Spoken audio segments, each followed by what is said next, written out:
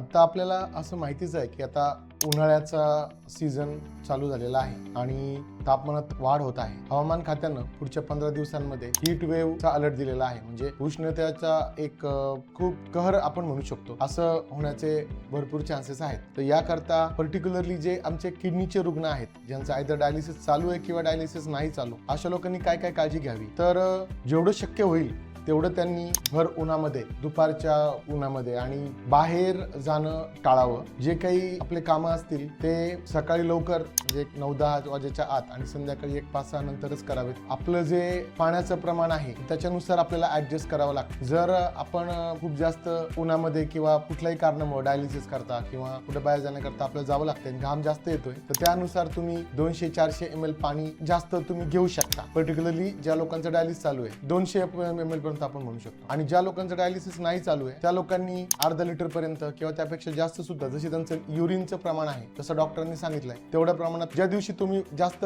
वेळ बाहेर जाताय उन्हामध्ये तेवढं पाणी एक्स्ट्रा घेऊ शकता। बाकी मेडिसिन्स वगैरे रेग्युलर घेणं आवश्यक आहे। शुगरच्या गोळ्या, बीपीच्या गोळ्या हे आपल्या वेळेवर घेणे आणि जेवणाचे पथ्य वेळेवर पाळणे आवश्यक आहे।